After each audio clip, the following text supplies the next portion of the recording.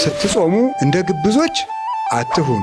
እነሱ ሰው እንደ ጾሙ ያውቅላቸው ዘንድ ፊታቸውን አጠውልገው ይታያሉና፣ እናንተ ግን ስትጾሙ የተሰወረውን የሚያውቅ ከአባታችሁ በቀር ማንም እንዳያውቅባችሁ ራሳችሁን ተቀቡ፣ ፊታችሁን ታጠቡ። እና አብይ ጾም ጉዞ ነው። የ40 ቀን ጉዞ ናት። የት ነው የምንደርሰው? ሄደን 40 ቀን ጾመን ቅድስት ዘወረደ እንደዚህ ያልና የት ነው የምንደርሰው? አሁን ብዙ ሰው ምን ይላል? እንዲሁ ኦርቶዶክስ መሆን ያደክማል። ምክንያቱም ጾሙ ቀኑ ምንድን ነው? በጣም ብዙ ነው።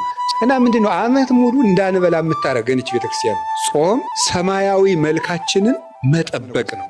የጾመኛ ሰው ሰውነት ሌሊቱ ሙሉ ተኝቶ ማደር አይቻለውም። ጾም የትጋት ምንጭ ነው።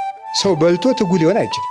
ጾም የአርምሞ እህቷ ናት። አርምሞን ዝም ማለትን፣ መረጋጋትን፣ መስከንን የምታመጣው ጾም የጸሎት እናቷ ናት። ደግሞ የሚጾም ሰው ጸልይ ነው የሚያሰ አይምሮ የተሳለ ነው። አንደበቱ ስልም፣ ልቡናው የተከናወነ ነው። ሐሳቡ ክት ነው። የንባ ምንጭ ናት። ሁልጊዜ የሚበላ ሰው ማልቀስ አይችልም። የስጋን ፍትወት በሙሉ ጸጥ ታደርገዋለች። አርፈ ቁጭ በል ትለዋለች። በቀን 1 ጊዜ የሚበላ ሰው መልአክ ነው። በቀን 2 ጊዜ የሚበላ ሰው ሰው ነው። በቀን 3 ጊዜ የሚበላ ሰው እንስሳ ነው። ከማይጾም ሰው ሰውነት አጋንንት ይሰበሰባሉ። የተጋድሎ ሁሉ መጀመሪያ ጾም ነው። ጾመ ነቢያትን ስንጾም ነቢያትን እናንተ ጽድቅ ፍለጋ ነው የተራባችሁ ነው። ሐዋርያትን ስንጾም እናንተ ተርባችሁ ያገኘታችሁን ጸጋ እግዚአብሔር ይስጣል። አብይ ጾም ስንጾም ግን እግዚአብሔር ሰው ሆኖ የተራበው ራብ ራባችን ነው ለማለት ነው። አንተ ለኛ አንድ ብለህ ተራብክ ተብሎ ለዚህ ረሃብ የምናሳየው የፍቅር ምልክት ነው እንጂ አብይ ጾምን ጾመን የኛ ጾም ያጸድቀናል ማለታችን ነው። የእግዚአብሔር ረሃብ ድንቅ ነው። የሀብታም ልጅ ቢርባው እንኳን እንደው ያሳዝናል። እንደው ሁሉ እያለው እንላለን።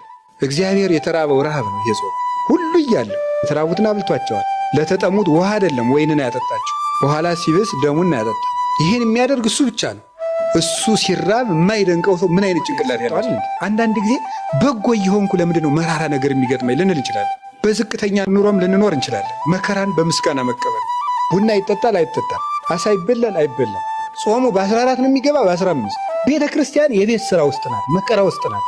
ስደት እየተሰቃየች ነው ያለችው። በብዙ ሰዓት እየተጠበሰች ነው። አይን ያለው ሁሉ በቀይ አይኑ የሚያይ ቤተክርስቲያን ነው። እግር ያለው ሁሉ የሚፈጥን እሷን ለማቃጠል ለማጥፋት ነው። ነፍስ መግደል አለ የለም፣ ጥንቆላ የለም፣ መጠን ያጣ ግብረ ሰዶማዊነት የለም፣ ዘረኝነት የለም። ክደት በዝቶ የኢትዮጵያ ምዕመናን በሙሉ ወደ ክደት እየተወሰዱ አይደል? በየሜዳው ሄደው እዚያ የሚዘለው የሚጨፍረው እኮ ከኦርቶዶክስ የወጣ ነው። አላያችሁት?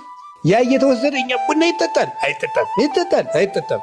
በዚች ቤተክርስቲያን ላይ መከራ አንሷት ነው ወይ? ሐሳብ እያመጣን መከመር፣ ሐሳብ እየመጣን መከመር። ትልቅ ነገር እያለን፣ ትልልቅ ጉዳይ እያለብን፣ ትልቅ ዓላማ እያለን፣ ትልቅ ጉዞ እያለን ፊታችን ላይ ዘንዶ አፉን ከፍቶ እየጠበቀን በትንንሽ ነገሮች እየተባላን ቤቱን ማቁሰል፣ ቤቱን መፍታት